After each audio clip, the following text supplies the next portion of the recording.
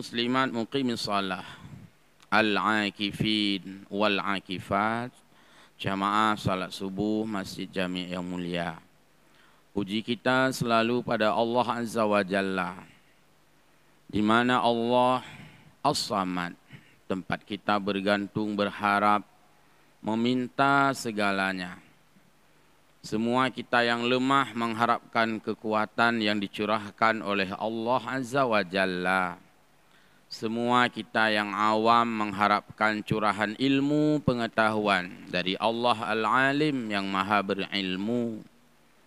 Kepada Rasulullah sallallahu alaihi wasallam kita menyampaikan salatu wassalama atas tuntunan dari beliau, apa yang sudah beliau sampaikan, baik dengan qauliyah, pesan-pesan melalui verbal, hadis-hadis qauliyah, ucapan-ucapan yang disampaikan oleh Nabi, maupun tuntunan yang beliau sampaikan melalui aktivitas, hadis-hadis fi'aliyah, rangkaian-rangkaian aktivitas perbuatan yang dilakukan oleh Nabi, dipotret, difoto, diduplikasi oleh para sahabat, diteruskan kepada kita melalui rentetan-rentetan sanad terus menerus sampai selama-lamanya.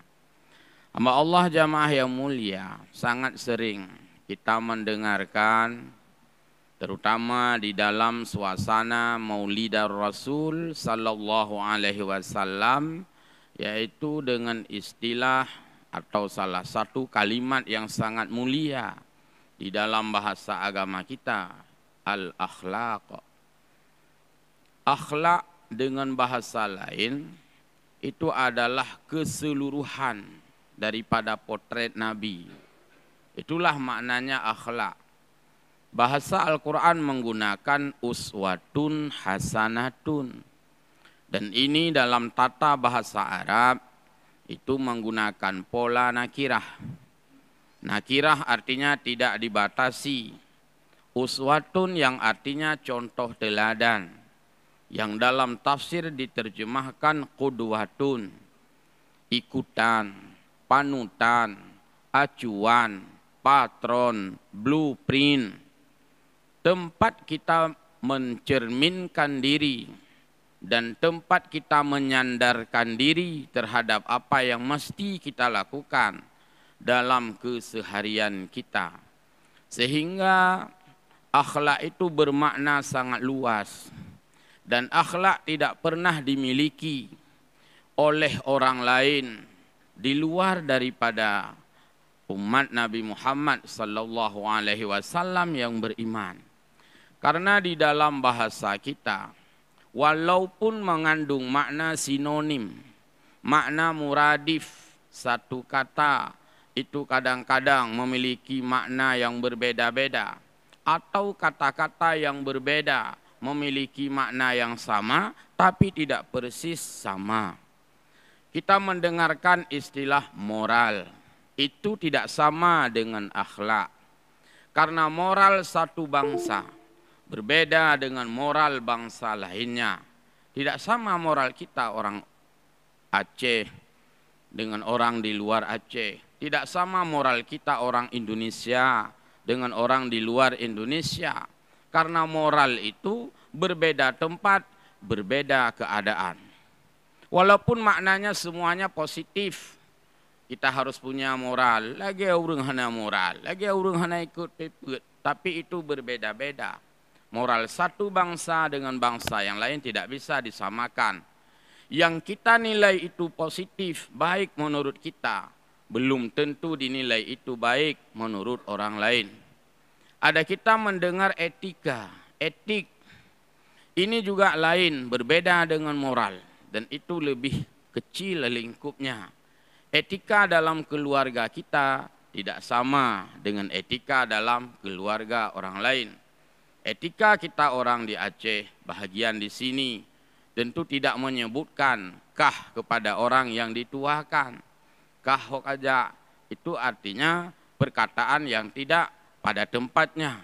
Tapi orang lain belum tentu menilai itu negatif. Kenapa memang dipanggilkah untuk orang yang lebih tua? Kami di sana, di daerah sana sering panggil mak hok aja. Nggak ada bagi kami itu adalah yang sifatnya itu kurang sopan. Berarti etika pun berbeda-beda. Menurut semua itu baik. Nah, karena tidak bisa dipersatukan. Moral tidak bisa diseragamkan. Etika tidak bisa diseragamkan. Apalagi etika itu di dalam keluarga. Tidak bisa diseragamkan. Tidak sama itu. Kadang-kadang menurut kita setelah makan itu beretika. Kalau kita juga menyediakan ijalab jaro, tisu ya atau serbet supaya beretika. Setelah makan kita ambil serbet lalu kita sapu tangan kita sampai bersih. Kita sapu mulut kita supaya tidak bau dengan kain tisu atau serbet atau kain yang sering kita lihat. Yang beretika. Ada juga kadang di rumah-rumah. Bagi kita sudah menjijikkan. Tapi bagi dia biasa-biasa saja. Liuh pajubu, lap jaro, baik ja pintu juhna. Biasa bagi ya.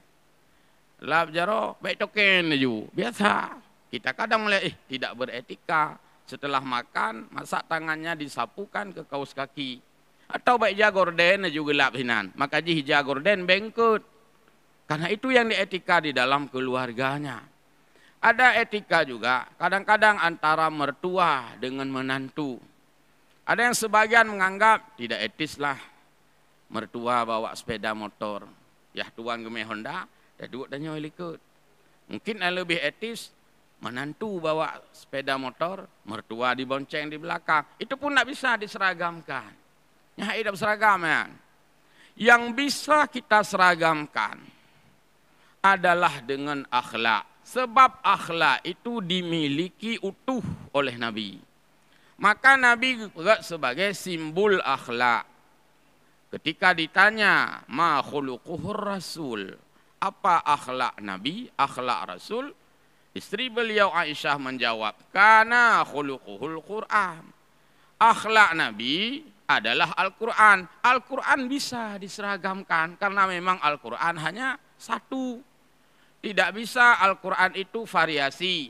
Oh nyo hana sama Quran kamu Indonesia, hana sama dengan Quran orang Arab, sama.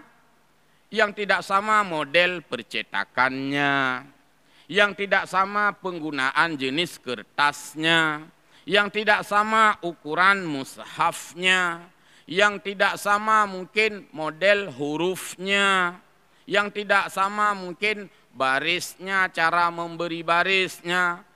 Tapi Qur'annya sama. Karena Al-Quran samalah, maka akhlak bisa disamakan. Dimanapun berada, negara apapun kita diami, yang namanya akhlak menyatu pada Al-Quran, dan itulah akhlak Nabi. Kalau bukan dengan Al-Quran tidak bisa kita satukan. Kata kita orang Indonesia, orang Timur, hai orang-orang Barat, kalau kamu bertemu dengan lain jenis, laki-laki dan perempuan yang bukan mahram, jangan peluk-pelukan ya, itu nggak ada moral. Kita bilang untuk orang Barat. Kata orang Barat, hai orang Timur Indonesia, kalau kamu bertemu laki dan perempuan, berpeluk-pelukanlah, tandanya kasih sayang dan keakraban. Hai hidup seragam. Bagi kita nyonya ula-ula. Bagi mereka itu satu kesantunan. Maka lihatlah. Apakah itu bagi pejabat-pejabat negara, sudah biasa itu. Pejabat negara laki-laki, pejabat negara perempuan, mereka bertemu berpelukan. Sama seperti dengan laki-laki. Itu moral. Tidak bisa kita seragamkan. Bagi mereka bagus itu, baik. Bagi kita melawan dengan aturan agama. Karena non muhrim, tidak bisa. Mereka juga melihat kita, orang Indonesia, masa begitu meremehkan orang lain. Ketemu tidak dipeluk, tidak ada sedikit pun rasa persahabatan. Itu nilai mereka. Jadi jangan berharap kita menyatu dengan moral. Jangan berharap menyatu dengan etika. Dan jangan berharap menyatu dengan kesantunan. Tidak, tidak bisa itu. Menurut kita itu santun, menurut orang lain itu tidak santun. Sama dengan sebaliknya. Tapi kalau sudah bicara akhlak, maka menurut semua pun itu seragam dan sama. Karena yang menyatukan, menyamakan, yang mengikat dan merekat adalah Al-Quran. Maka potret akhlak Nabi adalah Al-Quranul Karim. Sebab Al-Quran itu pasti dapat menyamakan semua orang. Budaya yang berbeda-beda, diferensiasi sosial. Perbedaan manusia yang berbeda-beda dengan budayanya disatukan oleh agama. Perbedaan bahasa manusia yang berbeda-beda. Orang Aceh bahasa Aceh, orang Arab bahasa Arab, tapi disatukan oleh Al-Quran, sama semua baca Fatihah. Tadu ilan canggaram, kita baca Fatihah, Bismillahirrahmanirrahim, sampai waladhalin, waktu baca le orang Arab, nyansit baca. Jadi disatukan oleh Al-Quran. Kalau bukan dengan Al-Quran, kita pasti tidak bisa menyatu. Kami orang Indonesia pasti senang pakai bacaan bahasa kita Indonesia. Orang juga sama. Oh kamu ikut urang rone, karena yang kawan bahasa kamu. Kamu pihak ikut bahasa rone, karena kawan bahasa kamu. Semua akan mempertahankan ego sektoral dan ego kedaerahan. Tapi Al-Quran menghapus semua perbedaan. Berbeda bahasa, sama membaca Al-Quran. Berbeda budaya, sama cara ibadah salatnya. Inilah akhlak Nabi yang bisa menyatukan. Maka bicara akhlak itu bicara lebih luas. Ada makna akhlak dalam makna sempit. Nasid, pelajaran kitanya nalhe. Fun tauhid, kedua fiqah, kelhe akhlak. Itu akhlak dalam tinjauan sikap manusia. Tapi akhlak secara luas adalah Al-Quran. Kalau sudah bicara akhlak, sudah bicara tauhid di dalamnya. Kalau bicara akhlak, sudah bicara syariat di dalamnya. Kalau sudah bicara akhlak, sudah bicara tentang semua hubungan kita. Baik dengan Allah, manusia dan lingkungan, environmental yang dimana kita hidup menyesuaikan diri. Di mana bumi dipijak, di situ langit dijunjung, itu sudah semuanya di dalam kategori akhlak secara syumuliyah, universal dan komprehensif secara menyeluruh, jadi dibungkus oleh akhlak. Secara keseharian, akhlak itu harus dilakukan menjadi darah daging, menjadi satu kebutuhan, menjadi satu kebiasaan. Maka Imam Al-Ghazali, nanti dibuka kitab Ihya Ulumuddin, jilid yang ketiga, di sana oleh Al-Ghazali menuliskan tentang penerapan akhlak. Ketika ditanya ma huwal khuluq, apa itu akhlak? Karena akhlak itu bersinggungan kalimat dengan makhluk, khalaqa, diciptakan. Allah menciptakan kita, ya. Allah khalik, kita makhluk. Kata-kata akhlak dari kalimat itu dasarnya. Guna pegah kitanya makhluknya benar akhlak mendum, maka memiliki dari akar kata yang sama. Mahwal khuluq, apa itu akhlak? Sering dia udah kena pelajaran akhlak ekah pihana akhlak ini akhlak. Akhlak adalah al-khuluqu ibaratun an hayatin tasduru anhal infial bisuhulatin wa yusrin min ghairi hajatin ila fikrin. Itu ta'rif, definisi yang disampaikan oleh Imam Syekhul Islam Al-Ghazali rahimahullah ta'ala dalam kitabnya, yaitu kitab Ihya yang sangat terkenal, ditemukan pada jilid yang ketiga. Al-khuluqu ibaratun an hayatin tasduru anhal infial. Akhlak adalah sebuah ungkapan yang dirasakan oleh manusia yang tertanam di dalam jiwa. Jika dia orangnya sudah berakhlak, dipaksa pun berbuat jahat, dia tidak mau berbuat jahat.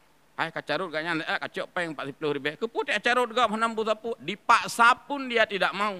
Karena itu menentang dengan apa yang ada di dalam tasduru anhal infial di dalam jiwanya, yang tentu saja dalam jiwa memancarkan apa yang ada di dalam jiwa itu. Benar kata A'agim yang sering mencontohkan bahwa apa yang ada di dalam hati kita kalau kita tuangkan ya seperti itu. Yang beliau contohkan dengan teko atau ciri atau termos. Kalau di dalam ceret itu adalah air teh, pasti watai taling hamke itu biak kopi. Watai lang cirinya adalah sirup, mungkin watai taling itu biak iu. Maka apa yang ada dalam hati kita ketika kita berbuat, berekspresi, ketika kita melakukan satu aksi, itu adalah perintah di dalam. Perintah dalam hati kita. Maka akhlak menurut Al-Ghazali adalah apa yang ada di dalam hati ketika baik diungkapkan yang baik. Watai taling iya teh, itu biak teh, berartinya memang teh dalam cirinya. Watai taling iya kopi, itu biak kopi, berarti memang kopi dalam cirinya. Maka tasduru anhal infial, terpancar di dalam perbuatan. Dan terpancarnya itu bukan direkayasa, bukan dibuat-buat. Tak sembayangnya kan karena dalam rangka kata ngejadwal untuk perkawinan itu kan tak rekayasa. Pemuda-pemuda datang ke masjid bukan dalam rangka dia ingin menikah, karena itu rekayasa. Tapi memang sebuah kebutuhan dan panggilan yang ada di dalam hati, di dalam jiwa. Di dalam komitmen, di dalam keimanan kita, terpanggil jiwa. Ketika orang terpanggil jiwa kita adalah melakukan salat subuh, berangkat pak je saja. Hana mecih SMS, hana mecih GPS, dimanapun sama. Yang penting kita salat subuh. Nah, oleh karena demikian maka, potret manusia yang di luar ini tidak lain adalah pancaran yang ada di dalam. Maka baiknya pancaran yang dikeluarkan lantaran di dalamnya baik. Jadi saya sebutkan yang sampaikan Al-Ghazali tadi, dia akan melakukan sesuatu tasduru anhal infial, menjelma menjadi satu perbuatan bisuhulatin wa yusrin, dengan sangat mudah dan gampang. Orang-orang mengucapkan salam tidak usah dipaksa orang, tidak usah dibayar orang. Tenatro hurung, tenatro hurung, atau bertemu indal liqa. Menyertanya memang komitmen bahwa salam itu adalah password pertemuan umat Islam. Setiap pertemuan itu diawali dengan password. Passwordnya adalah Assalamualaikum. Nyan hana letek bengek. Hai pak na urang nak kabut talium. Udah bet talium dah riu urang dan hana lagi nyan urang akhlak. Orang berakhlak tetap dia akan mengucapkan salam di awalnya. Yang penting dia tahu itu adalah orang Islam. Demikian juga kadang-kadang orang berakhlak yang membiasakan diri dengan musafahah, dengan mumatjarah. Dia tidak perlu pikir panjang. Ketika bertemu, Assalamualaikum, puapa kiban, god keadaan pu tehat. Man sering tanya kan pu keadaan, menteng awak inang thot, nyan yang sering tanya. Nah, dia langsung dengan mudah bermusafahah, mumatjarah. Hana pilih-pilih urang. Hai pak, keput tamu maja doahnya bahasa Aceh, mohon maaf, 3 4 lanjut. Jadi kon hanya tetruk pejabat murupah-rupah yak mumat jaro. Murupah-rupah yak dang foto, hana mencih pejabat. Ngurung biasa aja sit mumat jaro. Ngurung biasa aja sit dang foto, hana mencih gede. Kalau kita masih memilih dan memilah, kita belum terpatri, masih rekayasa. Yang mana rekayasa? Yang baik rekayasa adalah tidak terpengaruh lagi dengan orang. Kita salat jamaah bukan lantaran ini, bukan lantaran itu. Kita rajin bukan lantaran ini, bukan lantaran itu. Tapi lantaran memang mengharap ridha Allah dengan mudah sekali. Hana payah Pak Saligop. Memang kita ingin dapat ilmu, kita mengikuti pengajian di mana-mana, siapapun gurunya. Ada guru A, ikut, guru B ikut, hana galak guru A, ikut guru B, hana galak guru B, ikut guru C. Terserah, tidak dipaksakan. Karena tidak boleh ada rekayasa di sana. Tapi kalau sudah sifatnya rekayasa, dibuat-buat, itu namanya apa istilahnya? Imitasi, bukannya ori, tidak termasuk akhlak. Bahkan cuma tahu orangnya sembahyang, kibah aku cuma kabur orang telepon. Ya tuan lu ngai sini namanya macam-macam. Rekayasa. Dan sesuatu yang rekayasa itu bukanlah akhlak walaupun baik yang dilakukan.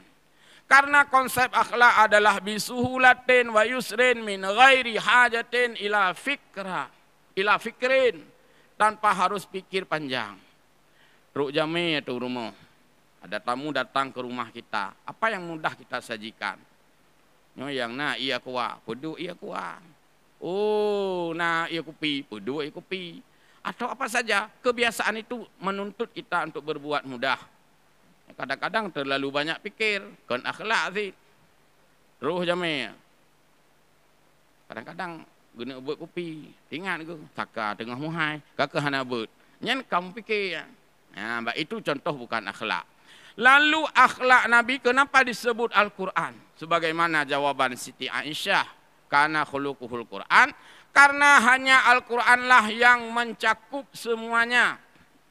Al-Quran itu bicara tauhid, mana ada orang berakhlak tidak tahu tauhid. Akhlak itu bicara ibadah, mana ada orang berakhlak itu tidak ibadah. Akhlak itu bicara dengan sikap, mana ada orang berakhlak tidak punya sikap. Maka disebut Al-Quran karena Al-Quranlah yang syumuliyah, yang lengkap dan komprehensif. Jadi orang akhlak itu adalah mencakup semuanya. Salah besar apabila orang mengatakan, kok berat salah? Bahkan salah karena pengertian yang dia persepsikan salah. Atau diajarkan dengan cara yang salah. Nah yang kun.